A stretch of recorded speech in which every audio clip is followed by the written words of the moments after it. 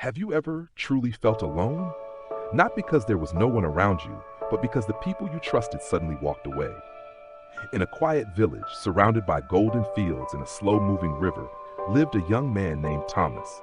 His life was simple, steady, and peaceful. Tomos lived with his father in a small clay house beside an old tree, where the sound of carving wood blended with the silent flow of time. Thomas's father was a humble carpenter. He did not only teach his son how to work with wood, but also taught him patience, respect for time, and the value of honest labor. Life was not rich, but it was complete. Every passing day had meaning. Then winter came. Thomas's father fell ill. His strength faded like a lamp about to go out. The house grew quieter and quieter. In a short time, the one who had protected and guided Thomas was gone. After the funeral, relatives came, but they did not bring comfort. Cold eyes, words that revolved around land, tools, and ownership.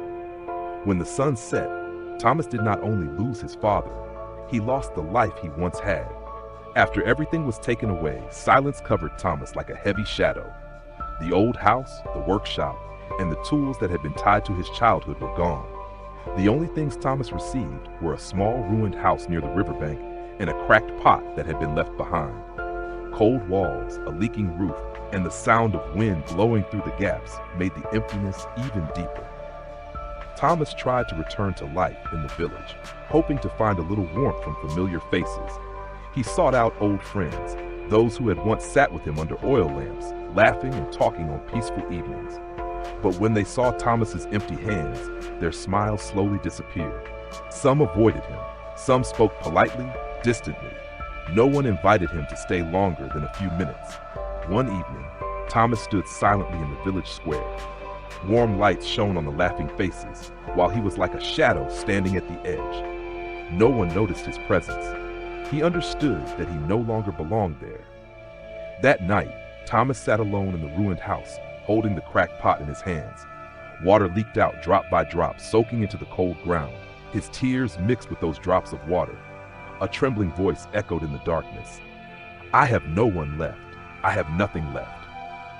In that moment, Thomas reached the deepest point of loneliness and loss. The next morning, while mist still covered the surface of the river, Thomas walked slowly along the riverbank. The long night made his shoulders heavy and his heart tired from too many unanswered questions. He did not know where he would go, nor where to begin again. Each step seemed to drag along loss that had not yet faded. Under a large tree by the river, Thomas saw an old man sitting quietly. He watched the flowing water, his eyes calm, as if time could not touch him. When Thomas approached, the old man lifted his head and looked at him with gentle eyes. It was Mohan, an old farmer from the area. Without asking much, Mohan softly said, "When a cup is empty, it feels useless, but only an empty cup can be filled." Thomas stood still, listening in silence. Those words did not comfort him, but they touched the deepest place in his heart.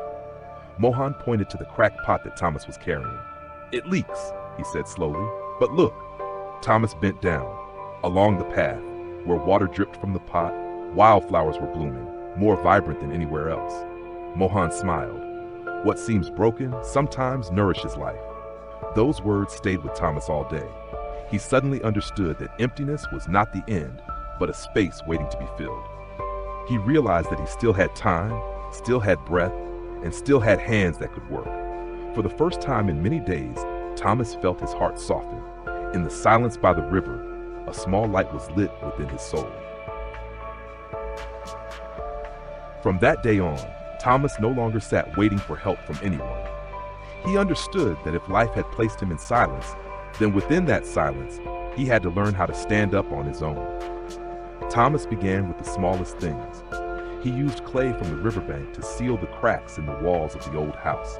Each day, he repaired a little, without rushing, without complaining. The leaking roof was patched piece by piece, each wooden beam adjusted by his calloused hands. Near the riverbank, Thomas planted his first seeds. Every morning, he carried water to tend them, even when the cold wind made his hands numb. There were days when the skin on his hands bled from constant labor. There were nights when exhaustion made him want to give up everything. But whenever the thought of quitting appeared, Thomas reminded himself, "I still have time. I still have breath. I still have light." Week after week, green shoots began to emerge from the soil. The ruined house gradually became sturdier.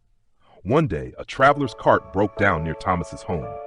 The man hesitated and asked for help. Thomas did not have the best tools, but he had patience and skills forged over many years. He worked quietly, carefully, until the wheel could roll again.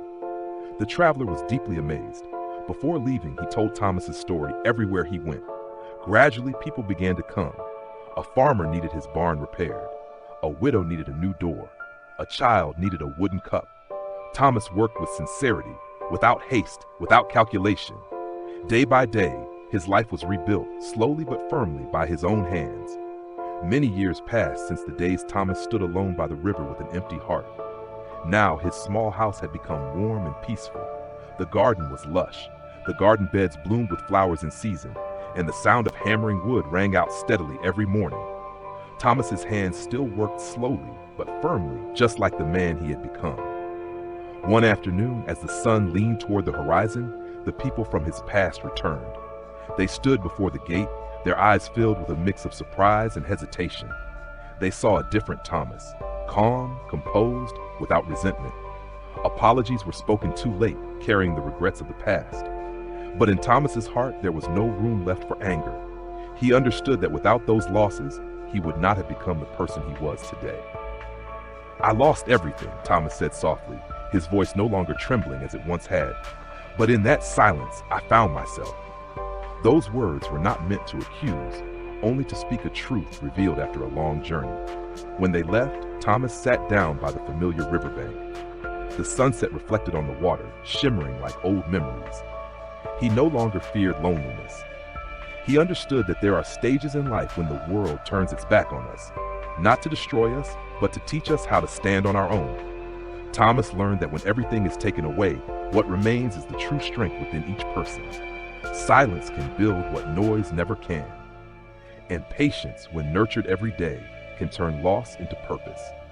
When the sun fully set, Thomas stood up and walked slowly home. The road ahead was still long, but his heart was now strong enough to continue.